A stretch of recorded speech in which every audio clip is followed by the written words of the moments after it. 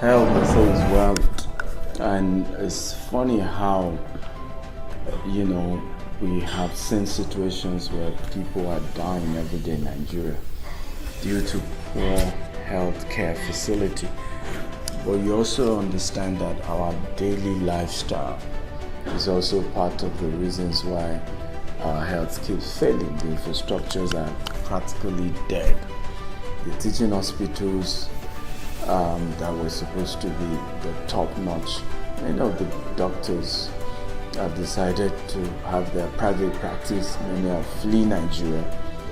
My mother died of ovarian cancer and was a victim of the poor healthcare system in Nigeria. She kept going to the teaching hospital for 6 months and they refused to diagnose what was wrong with her. On this episode of Big Talk with DSA, we're going to be looking at health, and I have professionals, experts in the system who are going to dissect this particular topic. I promise you it's going to be a fantastic conversation, and of course we'll listen to you, the audience. Feel free, of course, to reach out to us across all social media handle at Big Talk with DSA. Drop your comments and join the conversation. After this break, we'll be right back with Big Talk with DSA. I love you. See you soon.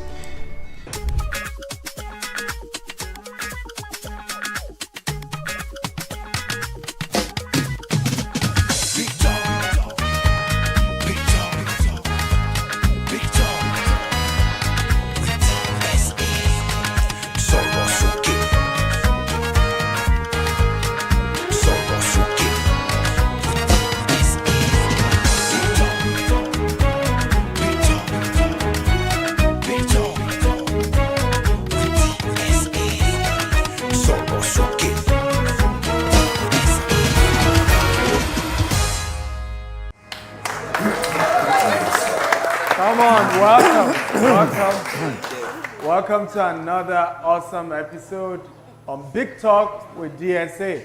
And today we're talking health.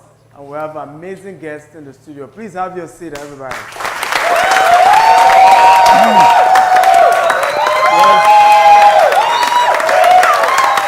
You're welcome. Thank you. I appreciate you guys. So today we have Mr. Jimmy Agbaje, who is a pharmacist and a politician. Of course, he needs no introduction. Put your hands together. Thank you. And also, we have Mr. Izu Uwama, business and management consultant. You're welcome. So today we're going to be talking about health. And we will start our conversation after this break. We'll be right back.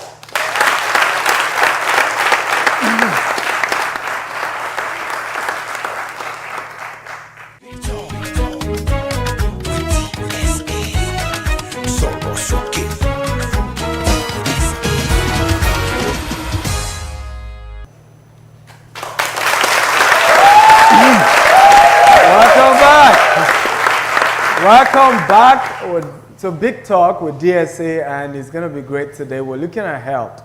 It's important to know that in Nigeria, we have an average of 1 doctor to 6,000 people, right? About 4% of our budget goes to health. In places like the US, you have up to 10%. And it's a mess, Mr. Jimmy Agbaje, the healthcare in this country. Why are we here? Why are we here? I think we just have not taken our health seriously. There is little understanding on the value of health. We say health is wealth all the time, but we only say it, we don't practice it. We have a situation where, just like you said, our budget on health is nominal. 4%, I think it went up 1 year to 7%.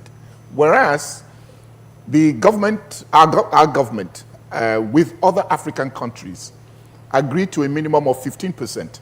Wow. There's an agreement, it's an Abuja agreement, it was signed in Abuja by African countries, that every African country would spend a minimum of 15% of its budget on on health. Now, so the first problem is that government is not putting enough money into health. But more importantly is that we do not even have a health delivery system. There's no system. Why is it not working? Why is it? It's not working because it has been put wrongly. The health insurance system is a fantastic system if it's made to work. And basically what it does is just a similar health system, insurance system, where whether you're ill or not, there's a certain amount that is paid on your behalf, so that when it comes, when illness does come, and you don't have money in your pocket, you can still get. You are entitled to treatment. It's what in medical jargon they call the universal health, healthcare coverage. So it's access to health. And basically what he's saying is that there must be a funding system in place that allows you and I to have access to healthcare services for prevention, for treatment, for promotion, for rehabilitation, without causing financial ruin to us. It means that you don't even mind when you fall ill. You know that it's not your headache. It's paid for. Okay. Now, the question is, who pays for it? Now, that's where we differ. Okay. What you have presently is the National Health Insurance Scheme is, like I said, is not being practiced properly. I believe that our government should pay for us. And I'm saying should pay for every Nigerian, because there are benefits that will come from it. Time will not allow me to break into that. We'll come back to this issue of no money. But you as a concerned citizen, what has been your experience in terms of the healthcare delivery in this country? I like sort of like the division of labor, because you come from the corporate perspective, but we're all end users, consumer behavior. On a very lighter note, is there a special course I've always been willing to ask a medical practitioner in medical schools? There's a special course, right, for being rude, for lack of empathy around doctors and nurses. I've always been meaning to ask, because it seems like it's a fundamental, right? So, consumer behavior, we've all worked, and I think it goes around almost all the institutions, called all government institutions, from the police to the LASMA to the nurse. I mean, I've stayed next to a labor room, right? And I hear a nurse raking, in Nigerian term, shouting at someone in labor. Open your leg, let me give you belly. I'm like, what? Right? And so I think that, because you see, Nigeria has a fundamental dynamics. There's a problem, we throw money at it. And it hasn't always worked. So we know funding is a problem. But can we move away? Because with funding was the problem, right? Security would have been solved. Because we keep throwing money. What you're just creating is a lot of billionaire military generals. Let's say it the way it is, right? You're not going to always win every battle by Toscano jets, right? I think we need to look at the consumer behavior. Next to a Servicom, that's actually an institution that is customer service oriented. Next to a Servicom, right? You have someone who's selling you drugs, right, in a Nigerian hospital, federal or state level, selling you drugs that when you buy the drug, you see not to be sold on it, and they're selling it to you, right next to a Servicom, right next to a camera. What do we do about that? We're going to continue on this conversation. There's so much to talk about health. But we'll go for a short break, and after this break, we'll be right back. Oh wow, are you serious? Yeah, I'm very serious. We visited London, France, Geneva, and finally we went to Eiffel Tower in Paris, the tallest building in the world. Really? Tallest building in the world? Jasper, what is the tallest building in the world? The tallest building in the world is the Burj Khalifa, completed in 2009. Thanks, Jasper. Is that serious? Oh, Jasper is the virtual assistant in my house. Your house? Yes, Gardenia.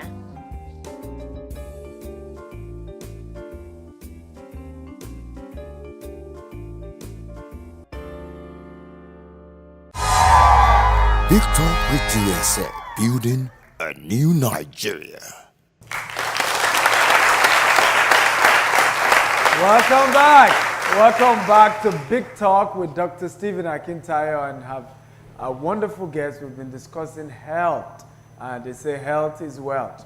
Let me start with you, Izu. The medical tourism is becoming a major issue. In fact, this is one of the reasons why a lot of doctors want to Japa, and you know, how many of you are in Japa guys here? And in fact, it was shocking.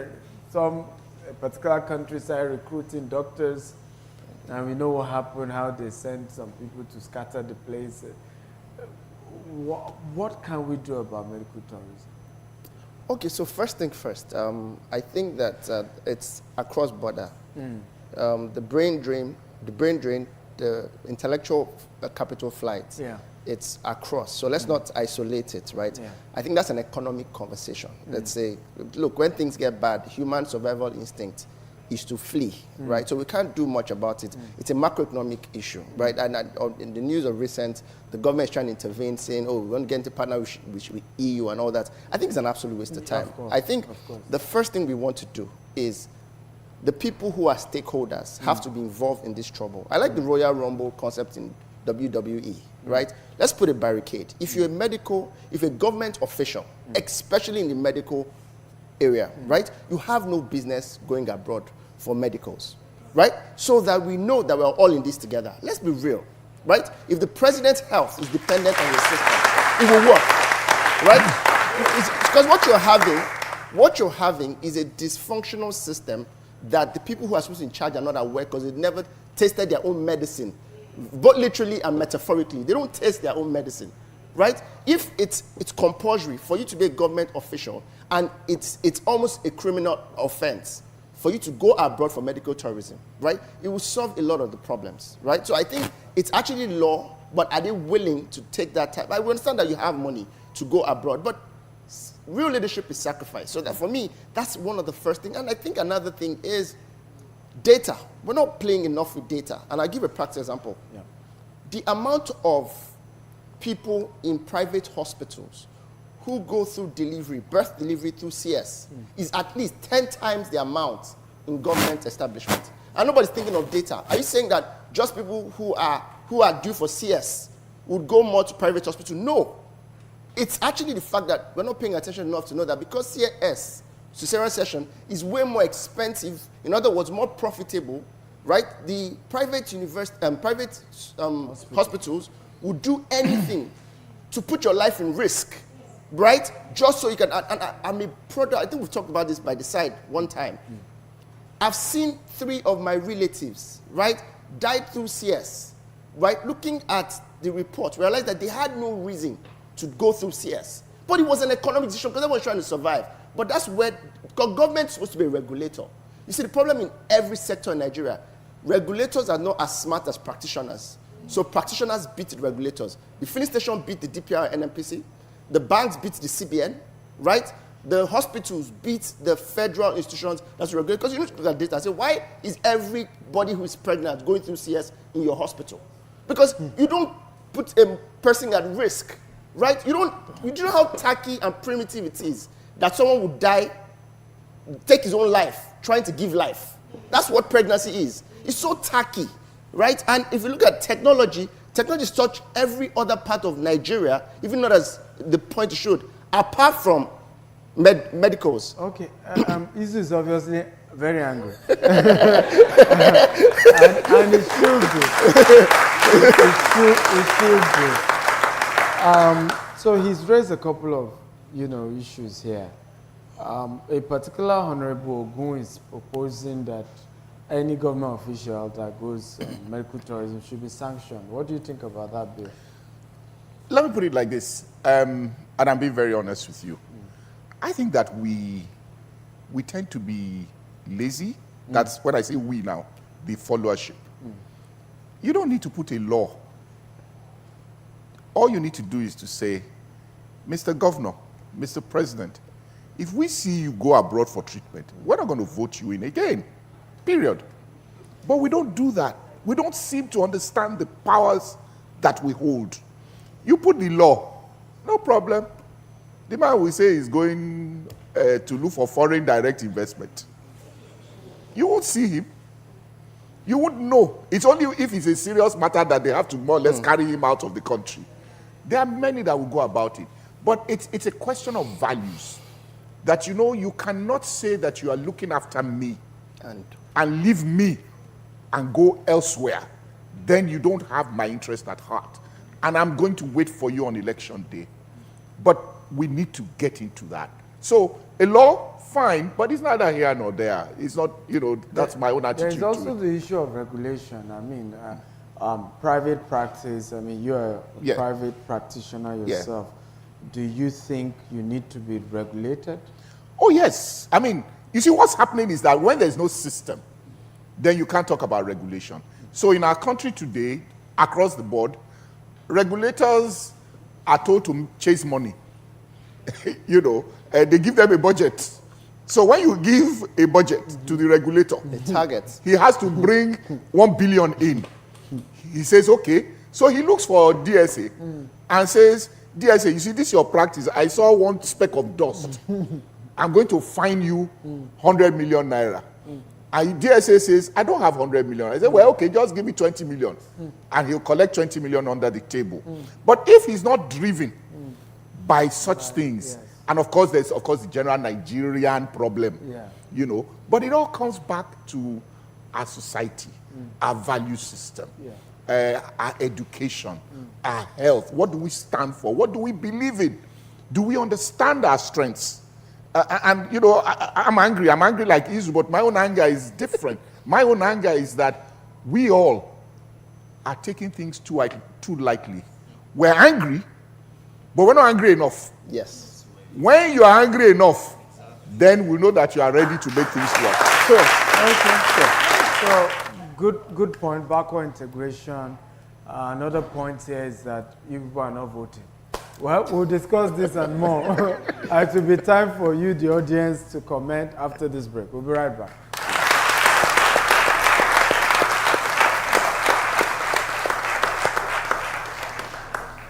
The major secret I have learned that has made me successful in business is that it's not how much money you make, but how much it works for you and the generations you keep it for. The only way to achieve this is by investment. Real estate is the only type of investment that has stood the test of time, and we guarantee you massive wealth from generation to generation. What are you waiting for? Invest in real estate today. Invest with GVest today. Big Talk with DSA, building a new Nigeria. Okay, so let's put your hands together once again. So welcome back to Big Talk with DSA. So we're going to take questions right now. The number one, go for it. Okay, good afternoon. I am Adeju Motayo. So my question is, okay, we've been able to point out from the conversation that we are not only in a country with a failed health system, but we are in a sick country, that there's a whole lot of things going wrong. So I want to ask a question from Uncle Jimmy and Mr. Izu that, okay, if there was an almighty formula, let's put it in quotes, an almighty formula from the private sector could be a solution for the health system, what would it be from you? And if there was an almighty formula you could bring for the, in terms of the government, what would it really be like? Let's almighty say maybe formula. 1 or 2 things that could really work. Lovely. Next person. My name is Catherine, and my question is, doctors save life, right? And why is it that whenever we bring someone in a critical condition, and the doctor will just abandon the person, all because of money? Why not treat the person, and if there's anything to keep the person before the payment? Thank you. Who are you directing the question to? Yes, Mr. Jimmy Agbaje. You also have the fact that they will say no police report, so we are not treating you. Exactly. Yes, sir. So, yes, sir. okay. Maybe I'll address the last question first. Why is it that doctors, it's not only doctors, nurses, pharmacists, and everybody. Let's put it like this. I'm a pharmacist. I sell drugs, right? Medicines. You come to me, you are ill. You don't have money. If I can afford it, and I think your condition is bad, I will give you. I might give you free. I might give you at a discount. I'll share a joke, a recent one. One of my pharmacies was short of staff. And so I jokingly asked the manager that maybe I'll come in and help you. She said, no, Mr. Baye, don't come. Why? Because you are going to give out all our medicines free of charge. Because at the end of the day, they have to pay. You have to pay for those medicines. Somebody's paying for the medicines. If I take medicine in my pharmacy, I have to pay for it. So it's difficult to do it free. And I think that's what applies to the doctor. Because of our system, because of that system that has collapsed, the doctor is afraid that if he treats a person and they say he's an armed robber, they're going to carry him also with that person and say he's the one treating armed robbers. It's a failed system. And I mean, I don't see any doctor, any human being for that matter, that will just see somebody dying and allow the person to die. It must be a very, very cold person. So, to address those issues very quickly... But police have announced over and over again that you don't need police report to treat, but they keep doing it. I agree. But then let me throw it back again at us. If you see a person, an accident victim on the road, an accident, how many of you will willingly pick that person and take the person to the hospital? You won't. You do and video the thing, and that's it. Why? Because there's so many issues. That's why I said the whole system is failed. Number one, you say when you get to the hospital, they will ask for money. And you don't have money. No, you might even say it's going to spoil your car. You know, there's so many things. And so what I'm saying is, I'm not defending the doctor. I'm only saying that, hey, when you throw this thing this way, it also comes back that way. But one of the questions is, what's the almighty formula? Now, the almighty formula is, for me, I'm a strong advocate of a health insurance system for Nigeria. And with that system, I keep saying, it's not a system that you must pay for. It's a system that government must pay for. But government will say they don't have money. No, that's why I said that money that they are chopping. There is no country that runs... But these are your colleagues, Uncle Jimmy, that you can talk to. There are people you grew up with that you can say, commissioner, but governor. We all grew up in this country. But there are people that you put there and you can remove.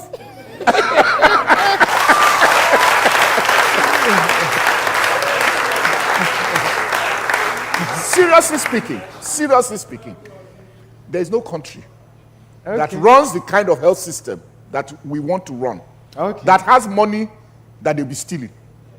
Because it's a system that you keep improving upon. Yeah. You keep having to put funds into it. You keep having to run the regulation better. It will address all those issues you have raised. By the time you have a health system that works like that, the doctor is not afraid. The pharmacist will give you your medicine because it's already accounted for. Okay. Let's come to Izu. Yes, you have some questions as well. Okay, so of course, we've got to be subliminal with our suggestions on health insurance, so we can't mention it, but there's a template, right? I'm wary of walking into a hospital, right, where next to the hospital is, in the same building, upstairs is the hospital, downstairs is the pharmacy, right? There's going to be compromise, right? There's just going to be compromise. Right, if I have malaria, you probably will add typhoid to it because you own the one downstairs and you want me to buy malaria drug and typhoid. So I think, once again, the template in my head, right? The template in my head is, first of all, right, the best minds, no matter how bad Nigeria is, the best medical minds are still in the public hospitals. Whether they are functioning or not is an argument, because don't forget that every major private hospital that is doing well is owned by a consultant in a federal hospital.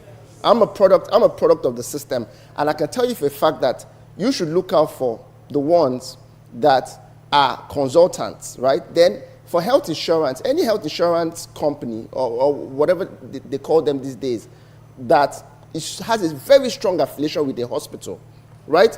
It might just be a gray area. right? But the rest of them, I mean, you can look them up. Ratings is always key. And I'm looking forward to a medical system in Nigeria that runs on technology. You see, the difference between Uber and the yellow cab is not necessarily the final cars. It's the rating system. If it's not the rating system, that guy will play reggae when you want to hear blues. But he knows that if he plays reggae when you want to hear blues, that's 1 star. And so we need to have a rating system. After the reggae, play the blues. Right. So there has to be a rating system. Yes, we can go on and on this topic. I want to thank all my guests. Thank you, Izuwama, business and management consultant. And of course, put your hands together for him. And Mr. Jimmy Abaje, pharmacist and politician,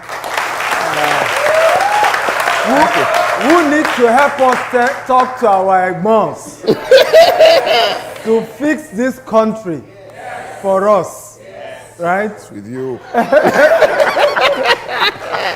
I want to thank you all for coming. The truth is, this topic is so dear to me because I lost my mother to ovarian cancer in Nigeria.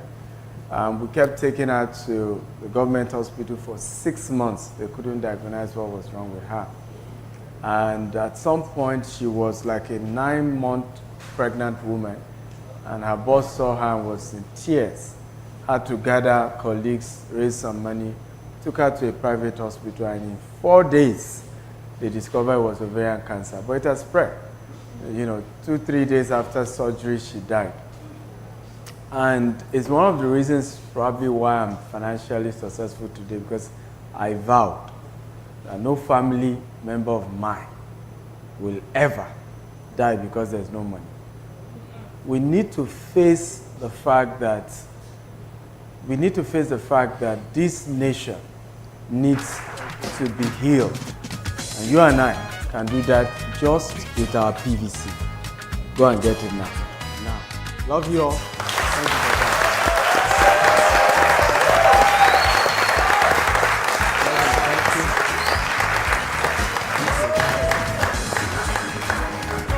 Thank you for Thank you.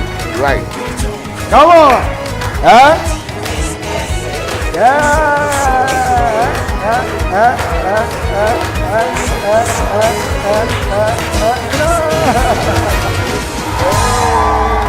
Victor Etienne, building a new Nigeria.